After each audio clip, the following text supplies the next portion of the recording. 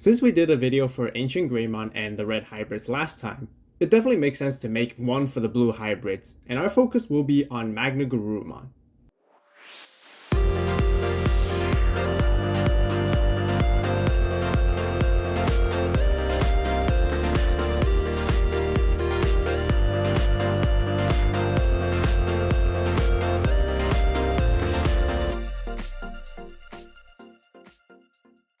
Hello Digimon players and fans, welcome back to another Digimon deck profile and in-depth building guide video.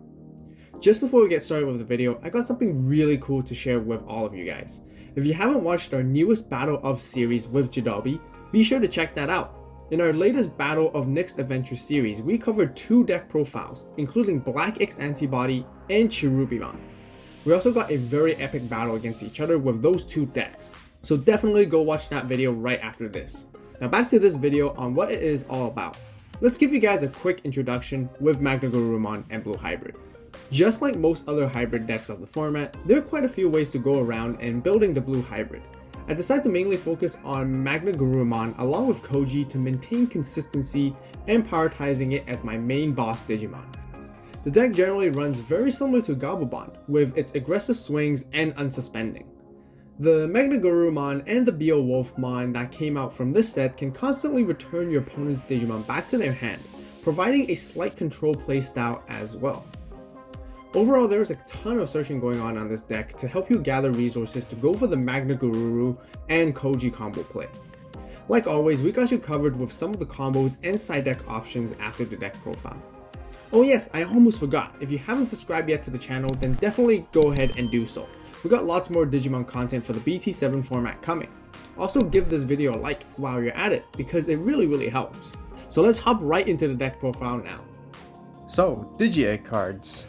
We have 4 Upamons and 1 Demi-Vmon. Upamon is just the most consistent draw power Digi-Egg that you can have for blue currently in the format.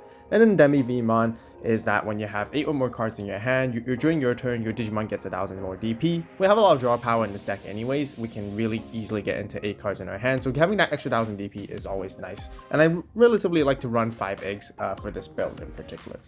So now for the rookies. Let's start off with the new Cherubimon from BT7. This one is really great. Very similar to the Flamemon, or essentially the same as the other Flamemon from BT7, where you can search or provide an inheritable. This one lets you search the top 4 cards. You get to add a Susanomon, Hybrid, or Koji among them into your hand, and then you place the remaining to the bottom. Very nice. And then the inheritable on deletion allows you to play Koji from your hand without paying any memory cost. Once again, 1000 DP is kind of low, but that's totally okay because it's just really nice that you're able to either hard play this to use this on play effect, or you can digivolve and you're still getting value somewhat from out of it, which is really nice. Searching is really key for hybrid, so you want to maximize another 4 copies of the BT4 Cherubimon. This one is on play, you review top 3, you get to add a hybrid and its traits or 1 blue tamer, or 1 blue tamer. So you can actually get 2 hits off of this, which is really nice as well, and grabbing those cards that you need, basically getting into your combos faster. And then for Cherubimons, we got more Cherubimons. This one's from BT6. This one just simply provides an inheritable when attacking once per turn. If the Digimon over it has hybrid or 10 warriors in its type, you basically gain a memory when attacking.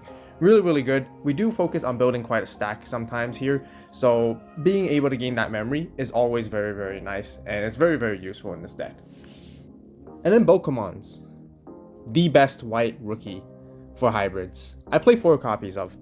Simply because you get to digivolve into your hybrid for free once per turn, gaining the 2 memory back, but also because it can get you your searching. On play, you review top 5, you add a card with hybrid or 10 warriors and 1 tamer, essentially, and revealing 5, you very likely get 2 hits, and you need the search power once again, basically. So I play 4 copies of it. So now moving to the level 4s, which are essentially all our hybrids. We have first Kumamon. This card basically replaced Lobomon for this format, simply because it does exactly the same thing. It has 1000 less DP compared to Lobomon, but that's totally fine because when digivolving, you get to trash a source. And the 1000 DP doesn't make a huge difference anyways, because you want to swing in, or either you digivolve on top of Kumamon usually, which is why trashing 1 Digivolution source gives you even more value by playing this card. Next, Kumamon slide digivolves into Korikakumon. Korikakumon is really great. It helps you stun your opponent's Digimon with no sources. That's basically all it does. It can also digivolve on top of a Tamer for a cost of 2, and basically essentially doing the same thing as Kumamon. We only play 3 copies. We don't really play 4. We don't really need to maximize it at 4, and that is because we don't really focus too much on stunning. What we actually tend to do with this deck is we want to focus more on our top end with MagnaGar, being able to play it and make multiple swings from there instead. So 3 Korikaku actually works very nicely. Next then we got the 2 Kendogars. Simply again, you can digivolve on top of Tamer for a cost of 2, or you can digivolve on top of another level 4 for a cost of 1. Otherwise you'll be digivolving on top of a level 3 for a cost of 3. Mainly again, you digivolve on top of Tamer so then you can get the jamming, and that's really what he does. For level 5s, we got the 4 AVAULT from BT7. This one basically, just like all other level 5 hybrids within this set, this can reduce your Digivolution cost by 2 as long as you're digivolving on top of a Digimon that has a Tamer underneath it.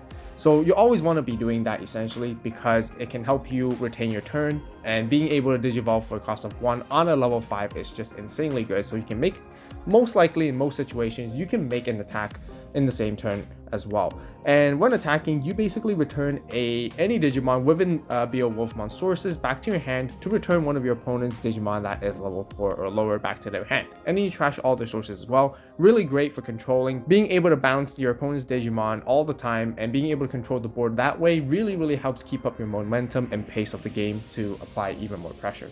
So this is what the AVAULT does. And then we still got the older AVAULT from BT4. This one's actually really good too, because it basically gets jamming. But not only that, it has an effect where during your opponent's turn, your opponent cannot attack this Digimon essentially.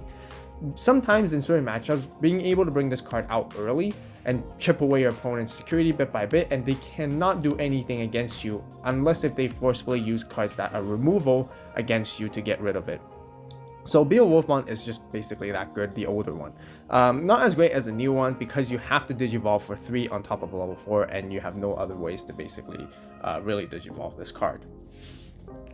So for the level 6s, we only play the 1 MagnaGarurumon. Well, the 1 type of level 6, but we have 4 copies of this. This is the whole deck. Anyways, this is our boss Digimon. We focus mainly on this. And MagnaGarurumon does a whole lot of things.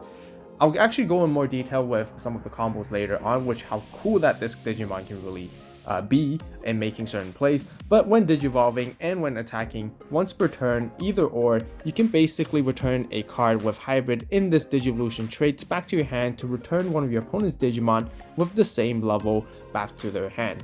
And then you trash all their sources. So if you return a level 5 underneath this guy back to your hand, you get to return your opponent's level 5. If you return a level 4, you return their level 4. If you return a level 3, you return a level 3 back to them. So keep in mind that the when digivolving and when attacking are once per turn. You can only use this effect once per turn, but being able to do either or is just really good. Gives you the versatility to sort of get a little bit creative with your plays. And then the second effect is during your turn, once per turn, when an effect would add a card back to your hand, you can unsuspend one of your Digimon. So basically this combos very nicely with the first effect because the first effect does make you add a card back to your hand by returning one of your Digivolution sources back to your hand. And then by doing so, you can unsuspend any of your Digimon. Most likely you will like to unsuspend this one so then you can make a second check again for a massive 12k DP. And in other situations, for example, you might have some of your Digimon that has jamming and you might want to unsuspend those guys instead, which works very nicely as well. So MagnaGarurumon, that's it. That's all of our Digimon. Let's go into our Tamers. We play 4 Kojis. Koji is incredibly essential because that helps you bring into your MagnaGarurumon. You can, first off, just like any other Tamer, when it hits into security, you get to basically play it for free. The main effect is that you get to place 5 cards with hybrids in its traits from your hand under this Tamer. Now the really important thing is to remember is that this card is adding from your hand and not from trash, unlike Takuya. This one is specifically you have to add resources from your hand with hybrids underneath him so that you can digivolve into your MagnaGarurumon for a cost of 4 as it would normally cost anyways. And then this basically substitutes as your level 5. It gives an inheritable to MagnaGar is that when an effect adds a card to your hand, you basically gain a memory. Then this Digimon cannot be blocked for the turn. Now very nice. Blockers are not as heavy in this current format, but it's still a nice to have, but mainly is because of gaining a memory. And like I said, we're going to show you guys the full combo of how you combo Koji along with MagnaGarurumon after this deck profile as well. So that's basically what Koji does. And then next, we play 3 of the Davises right here. We need to really maximize as many Tamers as we can because it's a blue hybrid deck. Now, the reason why I like to go for 3 Davises is, first off, getting that memory setter at 3 as soon as possible is extremely crucial for this deck because you need it to pull off your combos. But mainly there are many decks out there that don't really want to play too many copies of Davises usually. Well, and that's because the searching and maybe it's kind of redundant. But this deck needs a lot of searching, and the more searching you have, the better it is. You know, hybrid is just all about searching no matter what you're playing. So 3 Davises just works out very, very nicely. And yeah, being able to play one back-to-back another is not too bad because you get to grab more stuff. And then last, for the other Tamer, I like to play 2 copies of the Sora and Joe, simply because you can gain even more memory, especially comboing it with Davis. But also you can trash sources, which is kind of quite handy in some of the matchups that you come up with against, especially, you know, other hybrid decks. They have inheritables with those Tamers as well. Being able to trash any annoying inheritables is always really, really nice. And yeah, that's why I play the 2 of them. So that's it for all the Tamers. Now for the options, let's show you guys, because I play 4 copies of Hammerspark. We all know what Hammerspark does. Really, really one of the best blue option cards to have and to be playing. You should always be maximizing 4 copies. We got 1 Ice Wall. You know, there's a reason why this card is restricted, because it's just extremely powerful. It has the same security effect as Hammerspark, but also, you know, slows down the pace of the game, allows you basically to become this is your defensive tool card and help you get a bit of momentum back so you can cash back up in the next turn with Ice Wall. And then last but not least, this is my sort of like testing tech choice that I really like to play with at the moment, which is Starlight Velocity. Starlight Velocity is MagnaGarurumon's signature move.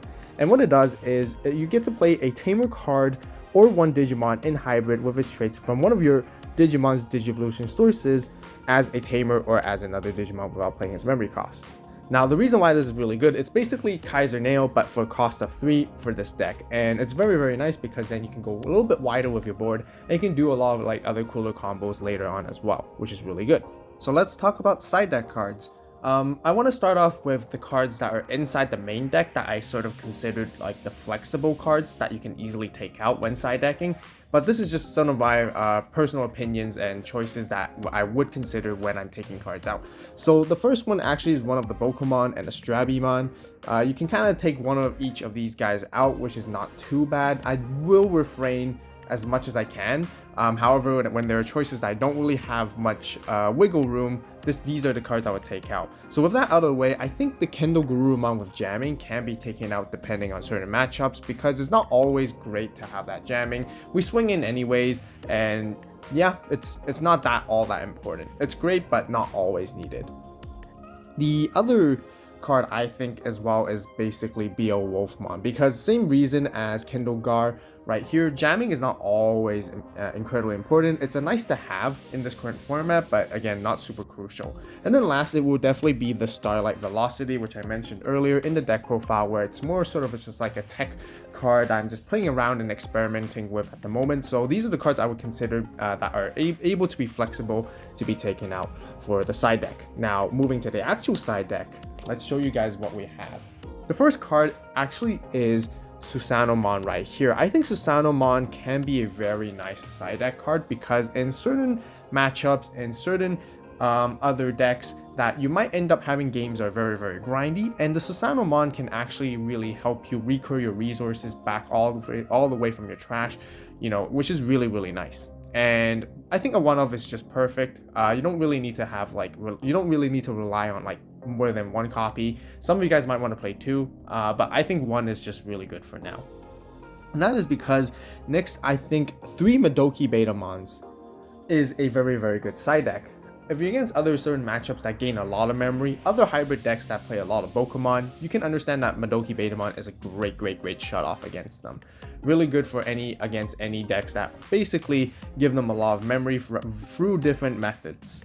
And then I have Syakomon, a 2 copy of, which is also kind of pretty good against hybrid decks as well, because hybrid decks, the level 5s can reduce their costs, so playing Siakomon is really, really good, especially even really good against green matchups. So I think Siakomon, yeah, 2 is good. This one is kind of interesting as well. We got 2 Garurumons from the BT4. This one is not as great as it was before because you don't play it in the main deck, but it's still a really, really good side deck card that I would consider having, simply because it can bounce level 3s. It's actually a really good counter against your opponent's Digimon that are similar to Modoki Betamon or Siakomon. If they play Gazimons, Terriermons that stop you from gaining memory, or they play other stuff like Siakomon, Cutemon, those don't let you reduce your costs. Garurumon comes in very handy, and it can basically bounce those Digimon. Not to mention you can bounce the opponent's Pokemon, slowing down a little bit down their plays, because Pokemon just gives so much value generally as well. And it's okay if your opponent keeps cycling sometimes, but that's what Gar does, bounce the level 3s. And then the other one is that you guys notice in our whole deck, we don't really have much top end removal, and I think V-Wing Blade is a very nice addition, just in case when you're against certain matchups that are really, really hard to play around and with against their level 6s, and there's just no way you can get rid of them. I think V-Wing Blade is the perfect one to go. I feel like another good alternative would be Cocytus Breath instead of V-Wing Blade, but I think V-Wing Blade is a little bit okay and quite decent in this format, simply because it's a cheaper memory cost, but also because there's not a whole lot of level 7s that you really need to return your opponent's hand to. V-Wing Blade can return anything that's level 6 or below, and that's really what the whole format is focused on right now anyways, so I think V-Wing Blade is great for this specific format. But again, just personal preference. With the full deck profile and the side deck completed, let's talk about a few ways how you want to play this deck with a few combos. Really, the combos are just mainly focused on MagnaGarurumon right here. We're going to go through the most optimal ways that we want to play them to start off with. So you really need Koji, and ideally you would have Davis, so your memory's at 3, and that's basically all you need. And then of course you need MagnaGar on your hand, and basically 5 other hybrids. It doesn't matter what they are. They can even be, one of them can even be an extra MagnaGarurumon right here, whatever you like. And that's basically how you fulfill the conditions to basically Digivolve Koji straight into MagnaGar for its 4 memory cost. So you basically go ahead and do that during your main, and then you basically stack your Digimon, your hybrids, underneath it. And let's talk about a few of the priorities that you kind of want to go for. So Cherubimons are definitely the ones that you want to prioritize stacking them. It's simply because they provide inheritables. The BT7 new one gives you an on deletion effect, but the BT6 one right here, which is even better, is that it gives you, when attacking once per turn, if this Digimon has hybrid or 10 warriors, you get to basically gain in memory. So you pass your opponent to 4 right here, and you actually can retain your turn. So how you would actually go about that is because you're going to want to gain a memory back. So you use the when digivolving effect of MagnaGarurumon to return something in your sources, whatever you want to return back to your hand, and also look at your opponent's board, what you want to return on their side. And the other really cool thing is you can actually return something back to your hand anyways without necessarily returning anything on your opponent's side as well. So that means that, let's just say we want to return to level 4 and we grab our Kumamon back, and since because we fulfilled when an effect adds a card to our hand, once returned we get to gain a memory back, then this Digimon can't be blocked, so we gain a memory, so we go to 0. And once again, like I mentioned, your opponent doesn't have to have anything for you to sort of target per se. You can just simply return this anyways, and then you can basically gain that memory. Now you can basically attack with the MagnaGarurumon right here. Now, the one thing I kind of personally don't like about this combo is that you can't really utilize the unsuspension effect, because your MagnaGar comes out unsuspended to begin with, so you're not really gonna get to utilize the 2 checks with it. But the other thing to keep in mind is that if you're not really utilizing the full value, honestly, maybe there's no need to really try to retain your turn. You can just pass your opponent at 1 just like that, and then basically go for your combos next turn instead. Now, in a scenario where you have Pokemon on the board instead, the situation is very, very different, and it makes it a lot better too. So let's just go back, starting your turn with 3 memory. You can even make this work with having 2 memory only too. So you would do the same thing, Digivolve your MagnaGar on top of your Koji, stack all your hybrids underneath, and then you basically pay the 4, you go to 1. Now, because of Bokomon's effect, make sure that Bokomon hasn't used his effect prior in the turn just yet, so that when your MagnaGar goes into him, because your Tamers did Digivolve, you gain your 2 memory back. Bokomon basically makes MagnaGarurumon cost 2, which is insanely good. So now you can really utilize the full combo right here. So you would swing in with MagnaGarurumon, once again returning something back to your hand. You gain a memory with Cherubimon, like that. And then you also get to gain another memory from Koji. And you return your Kumamon back to your hand to bounce level 4 that your opponent has, or you bounce nothing. But now you can utilize the second effect of MagnaGar to unsuspend him, so that you can make a second check right there. And just by this combo, with all these cards, your MagnaGarurumon basically was free, which is really, really cool. Next, I want to show you a second combo. And the second shortcut combo is another way to get into your MagnaGar. It actually gets into your MagnaGar a little bit faster than the first combo. However, the first combo is the most ideal and optimistic way to really go around and play it. So with this one, again, you do need 3 memory, but in a situation where, let's just say, you don't have enough hybrids to stack the Koji. So what you can do instead is you can Digivolve any Tamer, really, Korikakumon, any of your level 4s that cost 2 on top of your Koji or Tamer, whatever you would like. And then, you can go into Beowulfmon for 1 because there's a Tamer underneath.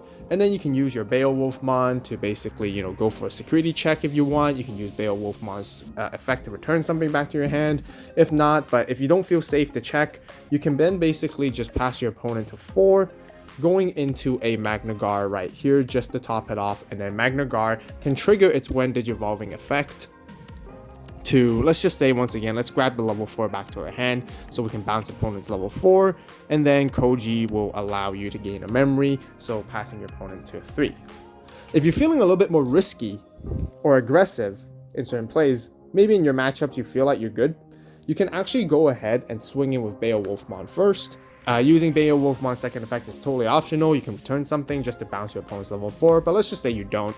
You swing in and then you top off with Magna for 4, and then Magna can return your, again, level 4 back to your hand, and then you can unsuspend your Magna because it will be suspended from the prior attack with Beowulf, but now your Magna becomes unsuspended and you pass your opponent to 3 memory. So that's a faster and quicker combo, but you can see it's not going to be as ideal because next turn when you do attack with your Magna, you only have 1 return bounce back to get your Beowulf, and then you can only suspend once, and that's basically leaving Magna and Koji there. That's it. That will conclude my very own deck building strategy and in-depth guide for MagnaGarurumon Blue Hybrid deck. If you guys enjoyed the video and found it helpful, please give it a like. If you have any suggestions, recommendations, or questions, be sure to share it with everyone in the comments section down below. We got lots more deck profiles coming up, so definitely hit that subscribe button right now and turn on that notification bell to stay tuned. Once again, if you guys haven't seen the latest Battle of Nyx adventure series, go check it out right now. As always, thank you so much for watching. You guys have a great day, great night, wherever you are. See you next video, and this is AVAULT, signing out.